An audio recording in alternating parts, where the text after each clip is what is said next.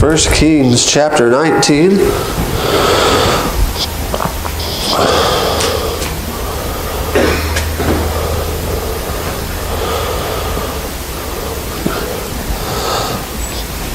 Tonight we're going to talk about the subject of commitment. God laid on, usually when I get a message, it's because God's been speaking to me. That's what He's been speaking to me about the last week or so. And anytime you think you're doing well, He comes along and says, hey, here's a little bit of area of improvement there. And that's what kind of hit home this week. So I hope this will be a challenge to all of us, and we can take it home with us and use it. Start off with an illustration here. On April 21st in the year 1519, the Spanish explorer Hernando Cortez sailed into the harbor of Veracruz, Mexico, and he brought with him only about 600 men. And yet, over the next 2 years, his vastly outnumbered forces were able to defeat Montezuma and all the warriors of the Aztec Empire, making Cortez the conqueror of all of Mexico. How was this incredible feat accomplished when 2 prior expeditions had failed even to establish a colony on the Mexican soil? Here's the secret. Cortez knew from the very beginning that he and his men faced incredible odds. He knew that the road before them would be dangerous and difficult. He knew that his men would be tempted to abandon their quest and return to Spain. And so as soon as Cortez and his men had come ashore and unloaded their provisions, he ordered the entire fleet of 11 ships destroyed. His men stood on the shore and watched as their only possibility of retreat burned and sank. And from that point on, they knew beyond any doubt there was no return, no turning back. Nothing lay behind them but empty ocean. Their only option was to go forward, to conquer or die. Now look over at 1 Kings chapter 19. We'll start reading at verse number 15. 1 Kings chapter 19, beginning at verse number 15. We're going to talk about Elijah and the calling of his attendant and eventual successor, Elisha. And hopefully I don't get them mixed around here today. Elijah and the calling of his eventual attendant and successor, Elisha. And the Lord said unto him, Go, return on thy way to the wilderness of Damascus, and when thou comest to anoint Hazael to be king over Syria, and Jehu the son of Nimshi shalt thou anoint to be king over Israel, and Elisha the son of Shaphat and Abimelech shalt thou anoint to be prophet in thy room. And it shall come to pass that him that escapeth the sword of Hazael shall Jehu slay, and him that escapeth from the sword of Jehu shall Elisha slay. Yet I have left me 7,000 in Israel, all the knees which have not bowed unto Baal, and every mouth which hath not kissed him. So he departed thence, and found Elisha the son of Shaphat, who was plowing with 12 yoke of oxen before him, and with the 12th, and Elijah passed by him, and cast his mantle upon him. And he left the oxen, and ran after Elijah, and said, Let me, I pray thee, kiss my father and my mother, and then I will follow thee. And he said unto him, Go back again, for what have I done to thee? And he returned back from him, and took a yoke of oxen, and slew them, and boiled their flesh with the instruments of the oxen, and gave unto the people, and they did eat. Then he arose, and went after Elijah, and ministered unto him. Here we see Elisha, I told you I'd do that. Elisha, a simple farmer who was suddenly and unexpectedly approached by the famous prophet Elijah and invited to accompany him and serve him as his personal attendant. When Elisha requests time to first go home and say goodbye to his parents, Elijah makes it clear that the decision to come is entirely Elisha's to make. What have I done to you means, in essence, what claim do I have on you? And the implied answer is none. In other words, Elisha is free to stay or go. In response, Elisha not only chooses to accept the call, but he slaughters his oxen and feeds them to his neighbors, burning his plowing equipment to cook the meat. By doing this, he publicly and irrevocably declares his intention to leave his former way of life and follow Elijah. 2 stories here, both showing total commitment. Just like with the armies there, when you burn your ships and you get the ability to retreat, when you get to the ocean, you're done. So they had no choice but to be totally committed. Elisha here, by giving up his oxen and killing them and feeding them to his neighbors, neighbors and all that, show that he was publicly and irrevocably declares his intention to leave his former way of life and follow Elijah. 2 stories here, both showing total commitment. Just like with the armies there, when you burn your ships and you get the ability to retreat, when you get to the ocean, you're done. So they had no choice but to be totally committed. Elisha here, by giving up his oxen and killing them and feeding them to his neighbors and all that, show that he was publicly irreversibly going to leave and go and follow with Elijah there. So the question tonight, as we ask several, is what does it mean to be committed? What does it mean to be committed? As we ask this kind of question, you can kind of jot these questions down.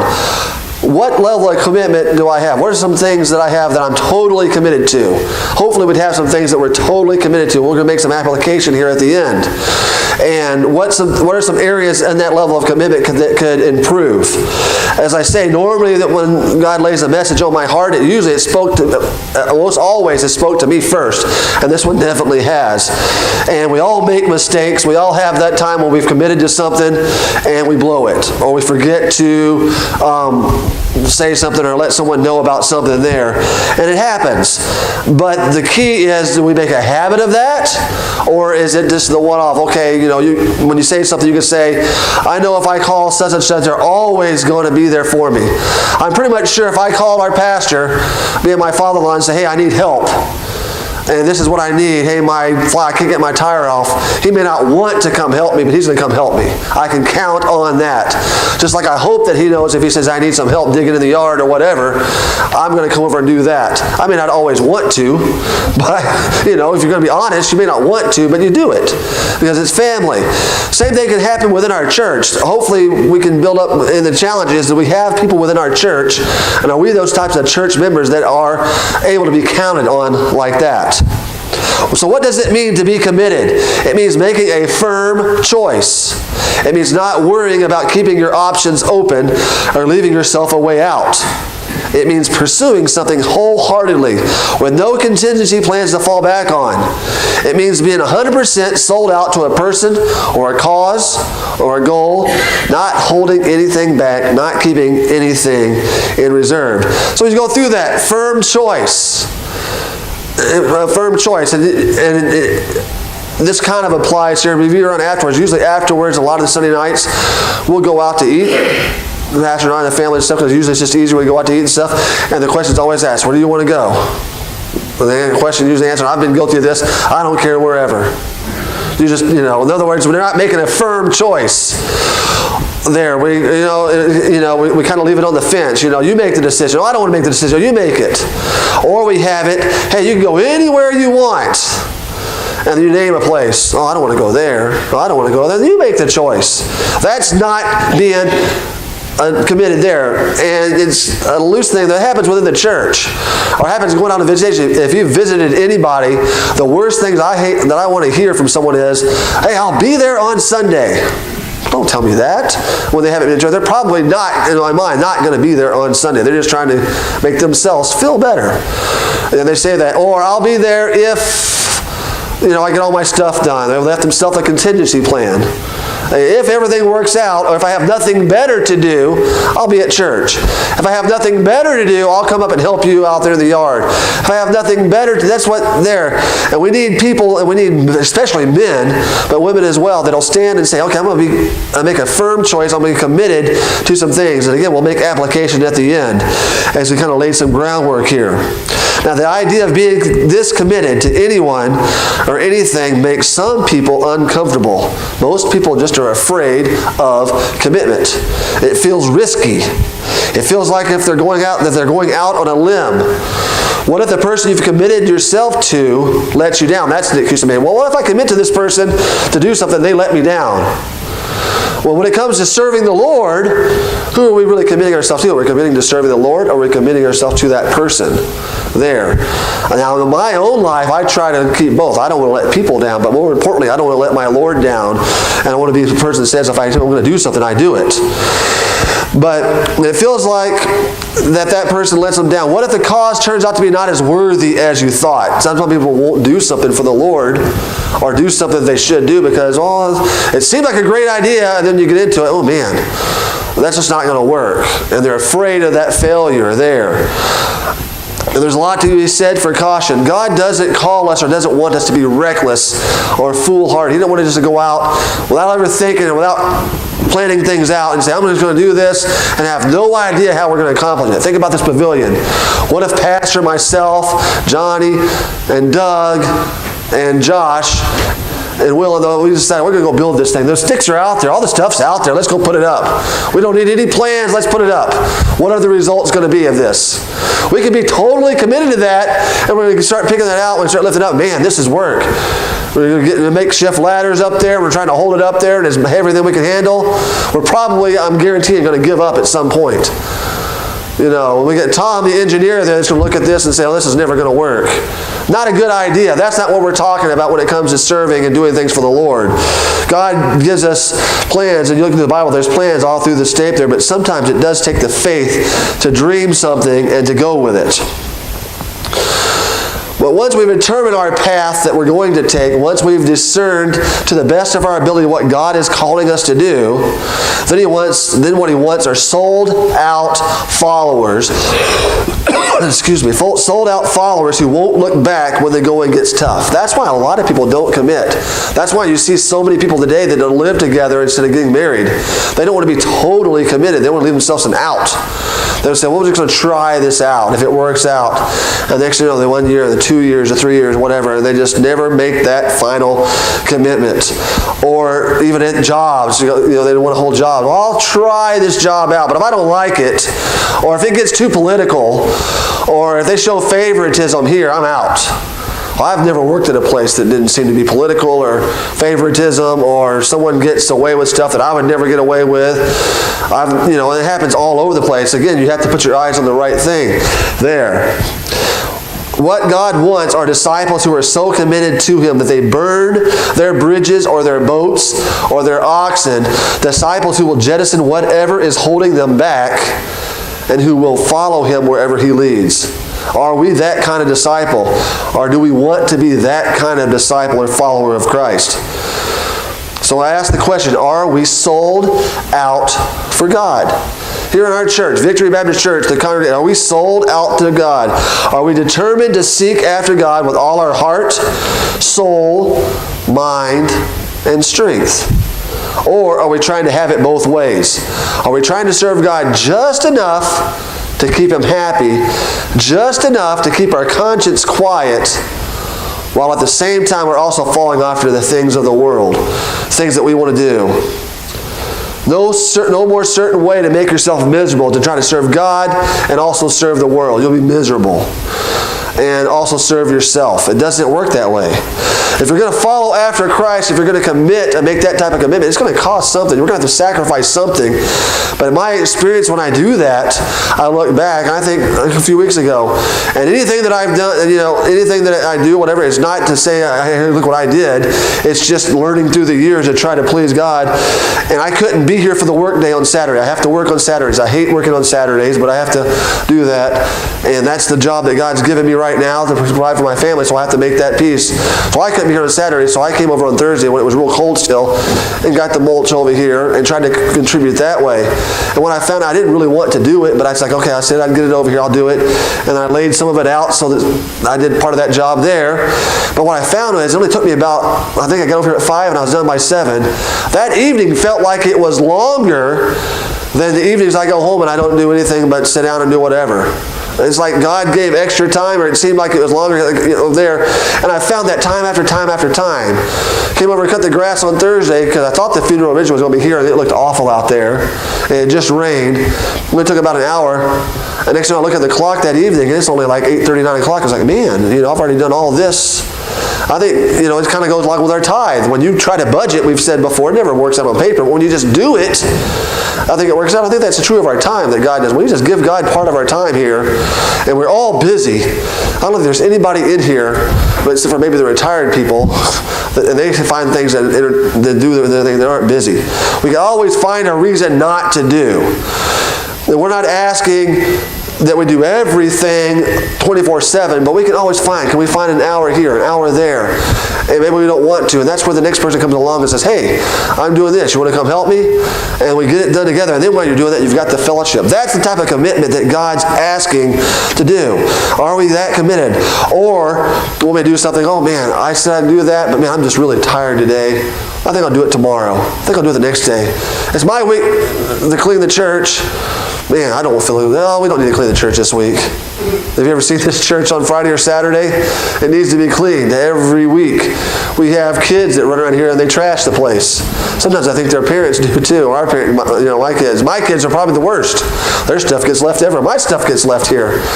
Brenda's always getting after me. I forget to take my suit jackets home. I had like 3 or 4 of them here. I think I have 2 here right now, at least. I try to remember.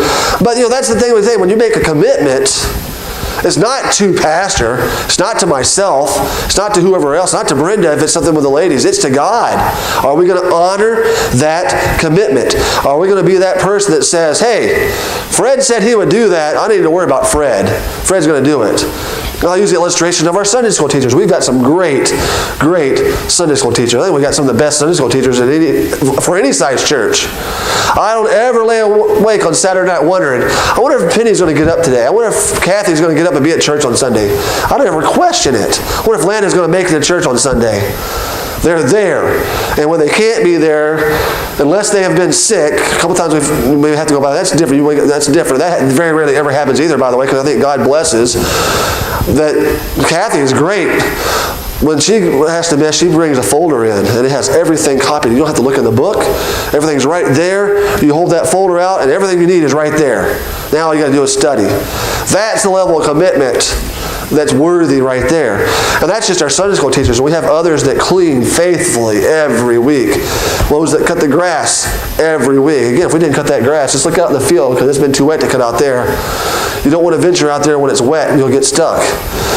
You have to, if you're in doubt, ask. I can tell you where you'll get stuck or not, because I've probably gotten stuck in just about every place. But still don't hold the record, though. I think Vernon will forever hold that one. You can have it. He got, what? A big mower, his car, and a tow truck at least stuck. 4 things stuck, I'm told. I wasn't here for that, but that's... I remember the first time I got the mower stuck, I wasn't even here. I was just up. And I'm the type of person, I can't just sit around doing nothing. I was probably driving Brenda and Amanda crazy when we came up to visit when we lived in Texas. Brenda's like, hey, why don't you go mow the yard up there? Well, she didn't tell me that mower the old mower we had would get stuck real easy. So I'm mowing along, and I go down by the side and head that way, and got about 10 feet, and I'm stuck. I'm like, oh, no, I'm stuck. What am I going to do, And I'm thinking, oh, he's going to get mad and this and that. Oh, just come over there. It happens. He just kind of laughed at me, and then he helped me get it out. Pastor did. That's what we're talking about there. Commitment to God. Sold out. The difference in a contribution and a total commitment is usually the difference in failure and success. I'll illustrate it with this story. A chicken and a hog were walking past a church building one day when they noticed the Sunday morning sermon posted on the outside bulletin board stated, "Helping the Poor," it was titled. They walked a ways when the chicken suddenly came across with a suggestion. "Say, Brother Hog, why don't we give all the poor people a nice breakfast of ham and eggs?" The hog thought for a moment and replied, "That's all right for you to say, because for you it's only a contribution, but for me it's total commitment." Only a contribution for the chicken, but for the hog, total commitment. So again, commit means to bind oneself to a pledge and trust to another's care. A commitment means a pledge based upon honor. Do we honor the commitments that we make? Excuse me. What is commitment? To each person, it may mean something different. However, the principle remains the same. The boxer, it's getting off the mat one more time than you've been knocked down. To the marathon runner, it's running that another 10 miles when your strength is gone. To the soldier, it's going over the hill not knowing what's waiting on the other side with reckless abandon to self, yet committed to a cause. To the missionary, it's saying goodbye to your own comfort to make life better for others. To the Christian, it's all that and more, because everyone who is watching your life is depending upon you to get back up again, run that 10 miles more, to display courage when faced with the unknown, and to die to self for the betterment of others. No such thing as a partial commitment. When the pilot of the giant airline is speeding down the runway, there's a certain point where he cannot decide to remain on the ground. When he crosses that certain line, he is committed to the air, or the plane is going to disastrously crash. The pilot can't change his mind when the plane is 2/3 down the runway and say, never mind, we're not going now. Just kidding. He's committed. Commitment is a foundation for successful Christian living. The Lord's going to stand behind His promises. He is committed to what He has said and done. For the Christian, there can be nothing less. Commitment is an absolute necessity. Another illustrations I found about commitment. A photographer tells of a young man who wanted to duplicate copies of his girlfriend's picture. The photographer noticed the following inscription on the back of a portrait. My dearest Tom, I love you with all my heart. I love you more and more each day. I will forever and ever. I am yours for all eternity. Signed, Diane. P.S. If we ever break up, I want this picture back. Two examples of commitment, both declaring terms of endearment forever. One demonstrating his terms of commitment, therefore living his terms of endearment. So where does commitment start? Commitment starts in the heart. Commitment starts in the heart. Some want everything to be perfect before they're willing to commit themselves to anything. Got to have everything perfectly lined out. Everything has to perfectly fall into place. Then I'll commit. Well, at that point, it's not really commitment because it's all laid out there. Think about this pavilion. You know, we talked about it, we prayed about it, we've given for it, we have it. At some point, we had to move past that and start the work. And I'm thinking, well, Doug started the work. He found out what do we need to do to get those permits. And at that point, when he starts getting that first permit, at that point, we're committed to it. It's going to happen. At this point, even more so, the material's there. We could find out that I pray we don't, that we have to get 2 or 3 more things to jump through. There's no turning back now. The money's been spent. You know, $18,000, $20,000 something dollars sitting out there. That and labor. We're ready. We're going. We're all in. That's what it's talking about with a Christian. Are we that kind of committed? Or do we say, hey, we'll get this going when we stop? I think across the street from Pastor's house, I'm not sure, I haven't looked over there in a while, they built that section over the top. Is it still not finished? No. At some point they ran into an obstacle or something, and the shell's up there, but they can't complete it because of permits or whatever, or it's against code. I don't know exactly what. That's what a lot of Christians do. They jump in and say, hey, I'll help. I'll do this. I'll teach. And you look around, and it's like, where's this so-and-so person at? You know, they're not here. Someone has to jump in there. And we can adapt a lot of the time. But think about that. Think about if you've ever broken your arm. For me, it was dislocated shoulders. You can adapt. I learned how to put a shoe on and almost tie it one-handed. Close enough where it wouldn't fall off. But which was easier? One-handed or with both hands? It's easier to get dressed when you had both arms. It's easier with a church when everybody does their part and lives up to their commitments. So commitment starts in the heart. True commitment always precedes achievement. True commitment always going to precede achievement. It is said that concerning the Kentucky Derby, the winning horse effectively runs out of oxygen after the first half mile. After that, he goes the rest of the way on heart. True adrenaline, just heart, I'm going to do this. He's out of oxygen. Think about that, he's been driven.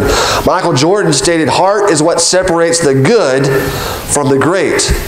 If you really want to make a difference in other people's lives as a Christian, look into your heart to see if you're really committed. So we see commitment starts in the heart, and then commitment's always tested by action. Commitment is always tested by action. It's one thing to talk about commitment. It's another to do something about it. It separates the doers from the dreamers. The only real measure of commitment is action. In this quote, Arthur Gordon acknowledged, nothing is easier than saying words. Nothing is harder than living them day after day. I'll repeat that. Nothing is easier than saying words. Now, the old phrase, talk is cheap. But the harder part is, do we live the words that we say? We talk about a newly elected judge who had won an office in a special county election. During his acceptance speech, he said, "I wish to thank the 424 people who promised to vote for me. Then I wish to thank the 316 people who said that they did vote for me. And then I wish to thank the 47 people who came out to vote last Thursday. And then I wish to thank the 26 folks who actually did vote for me." Think about that. Do we live that type of an example of our commitments? Do I live that type of example? Do I show that type of example to my kids? When it comes to commitment, there's really only 4 types of people. 4 types of people when it comes to commitments. You have the cop-outs. Cop-outs. People who have no goals and do not commit to anything. Those are the cop-outs. No goals. Those are the ones you never can get to answer anything. Hey, can you help over there? They won't answer you. Those are the cop-outs. The holdouts. The holdouts. Those are people who don't know if they can reach their goals, so they're afraid to commit. They're going to hold out. Let me see how this turns out, then I'll let you know if I'm going to commit. We have lots of holdouts. The dropouts. People who start going toward a goal but quit when the going gets tough. My kids know this, and I tell them this. I don't care what they've said they're going to do when it comes to an activity at school, whether it be Deanna playing soccer, whether it be show choir, the musical that she was in last year, Cassie, Livy, anything. When they say they're going to do it, they've committed themselves. There's no turning back. And I can blame my dad for that. Because I remember I played basketball in 7th grade. I'm terrible at basketball. But I made the team. I don't know how I made the team. I guess they were just desperate. I could hustle, but I hated basketball. I was uncoordinated. And I went to quit. My dad, "No, you're not quitting." And then you also went a step further. He went to the coach and said, "If he doesn't practice hard, let me know and I'll take care of that." So not only did I not get to quit, I didn't get to give up either. And I look back at that and I'm thankful that he didn't let me quit. Deanna, when she did finally get out of soccer, it was at the beginning of the year before their commitment was made. Because had she tried it 2 months into the season, even a week into the season, I wouldn't let her quit. Because I don't think it holds anything. And too many times we let our kids quit. And we quit at things. And we just, "Oh, it's too hard. I don't have the time to commit now. I'm just not going to finish it. Somebody else has to do that." Then we have the all-outs. The all-outs, that's the 4th type. People who set goals, commit to them, and then they pay the price to reach them. Everybody's going to fall in one of those 4 categories. And unfortunately, all of us, because we're not perfect, we're going to sometimes maybe have dropped out. Hopefully we don't have people sitting in here that's going to be the cop-outs or the whole, there. But how do we improve our level of commitment? How do we improve the level of commitment? We must measure it. We may truly believe we are committed Christians, yet our actions indicate otherwise. Actions always speak louder than words, as we've talked about. We can believe that we're committed. We can say that we're a loving church, but do our actions show that we are? I think in a lot of cases it does. We can say that we're this type of a church, but does our actions follow what we think we are? Do we do what we say, or do we just in our heart say it? We can spend a few hours tallying up how you spend your time, where you spend your money. Look at how much time you spend at work, in service with family, in health and recreation activities, and so forth. Figure how much money you spend on living expenses, entertainment, personal development, and giving. And those things in and of themselves are never bad. But where does our money go? Where does our time go? What do we do? I think if we look at that, all of us would be surprised. All of us, from the busiest person in here to the least busy person here, are going to find that we all have time if we allow it. We had a guy at work that would say, people do what they want to do. We make time for what we want to make time for. If it's important to us, think about the hunter. I don't like to hunt. I've never fired a gun, really. But they're dedicated. I see the people, they post on Facebook, they're up at 4 in the morning and ready to hunt, freezing cold. I would stay in my bed. Pastor had the fortune, he had to go out that time in the morning. They never did that with me in Springfield. But I don't want to do that. I'm not that committed to doing that. And if it's something I want to do, I can pop right up out of bed usually. But if I don't want to do it, I never want to pop right out of bed for work because I don't really want to go to work. It's just a necessary evil for money there. But when it comes to things of the church, I want to be the type of person that says, hey, most of the time, hey, let's go do it. Hey, I want to go do this. Let's go do this. Occasionally, if I get in my own self-pity, I'll start complaining, and then the Lord will hit me up. That's what I kind of did this last week. Hey, are you committed? Are you doing this? Do you do what you say you're going to do? If you can't do it, do you let someone know? All of these are true measures of your commitment, and you may be surprised what you find. The hymn on marriage here, commitment. The question's asked, is there anything more beautiful in life than a boy and girl clasping clean hands and pure hearts in the path of marriage? And the answer is given. Yes, there is a more beautiful thing. It is that spectacle of an old man and an old woman finishing their journey together on that path. Their hands are gnarled, but still clasped. Their faces are seamed, but still radiant. Their hearts are tired and bowed down, but still strong. They have proved the happiness of marriage and have vindicated it from the jeers of cynics. Think about that. Easy to start marriage, but can we finish? And it's sad. I've looked around and the different people that I've grew up with, and some I've looked up to and things, and I've seen more and more people that I thought, well, that person, they could never get divorced. What happened?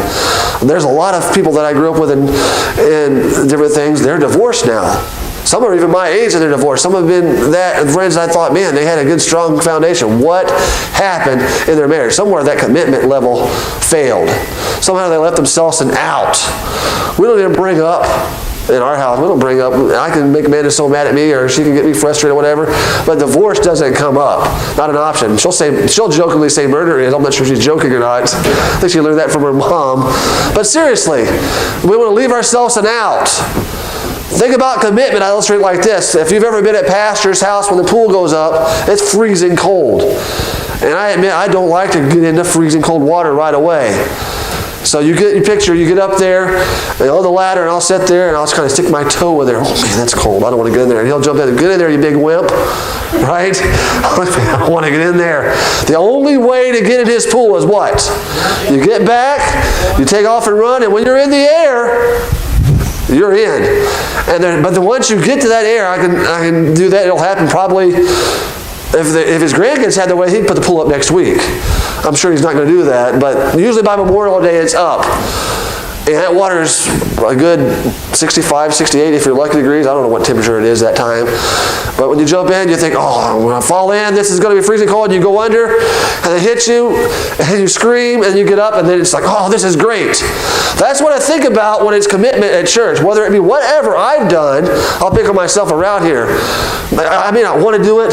I don't know how to get started to do it. But once I get started, once I figure out a way to get going with it, the satisfaction of getting it completed is awesome. The satisfaction of even just be able to stand up here and preach. Pastor said there's no better way to do it than just, hey, you're preaching.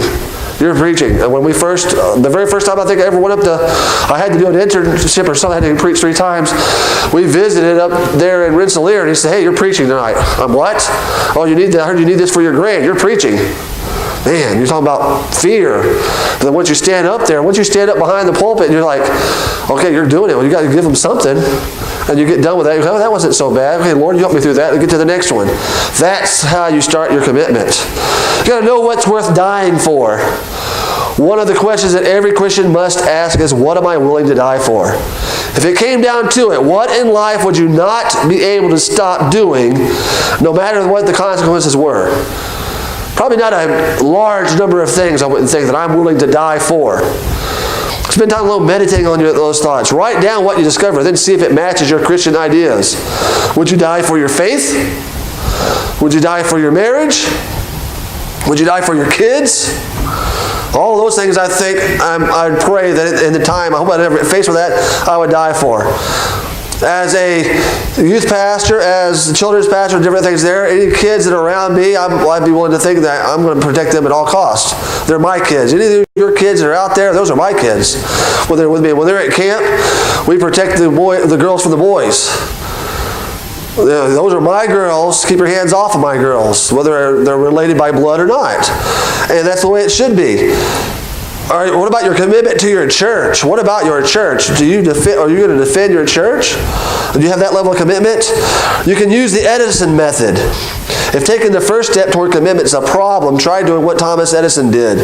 When he had a good idea for an invention, he would call a conference to announce it. Then he'd go into his lab and invent it. Think about that. He announced it first, and he hadn't even invented it yet. Why did he do that? He made his plans public. Then when he made them public, now he's going to look like a fool if he doesn't finish it. So it made him figure it out. You might be more committed with the following. Look at Psalm. We're going to go to 2 verses, and we're going to give you some ideas to close up here, and then we'll let Pastor take over here and close us up. Psalm 37:5. Psalm 37:5.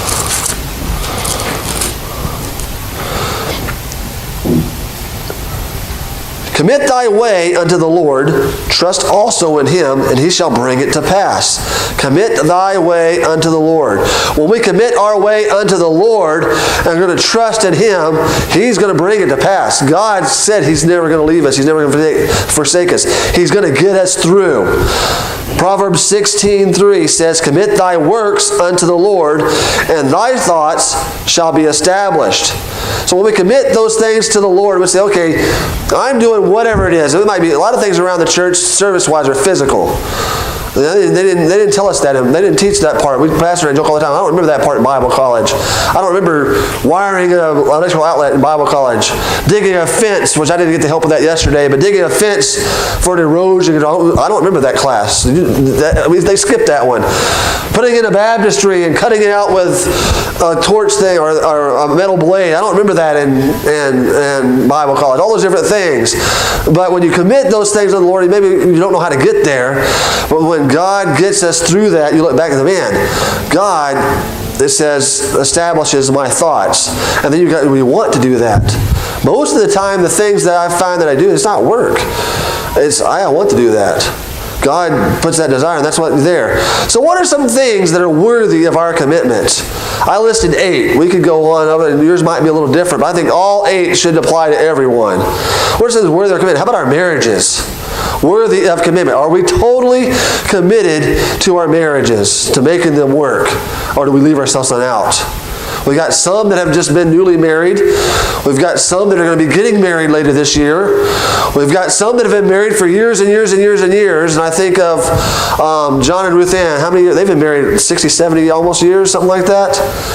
We had others that went on to the Lord. I think of Al and Isla. They were married for well over 50, 60 years. Vernon and Mary Rose, they were married a lot.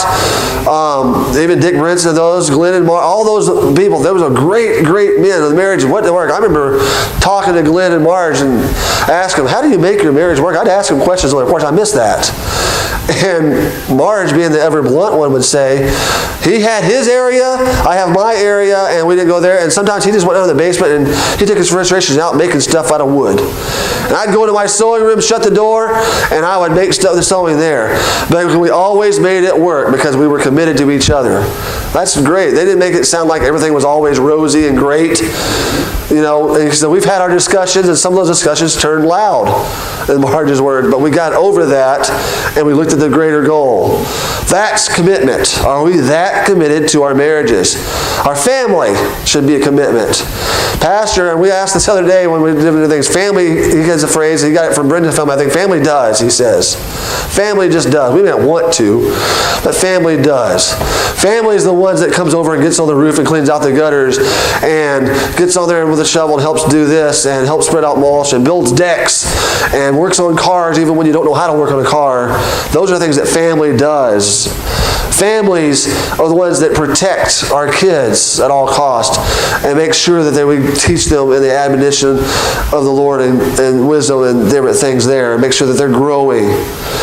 We should be committed to daily reading of our Bibles. That's a great commitment. Committed to the Word of God. Hiding God's Word in our heart. Daily prayer. Commit to that. We should be committed and have a great commitment in our giving. And we have a great church that gives great, but there's always room for more commitment there. In any church, the whole church doesn't have that type of commitment there, but that's how we build pavilions. That's how we have the electricity on.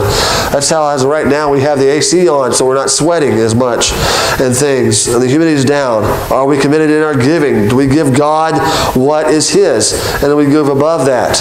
We should be committed to our time. Commitment with our time. Sharing our faith. Are we committed to share our faith with others? Or we keep it to ourselves because we're made fun of?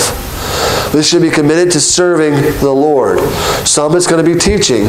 Some it's going to be other things. Anybody can serve the Lord. To the youngest person here, we can teach to serve the Lord.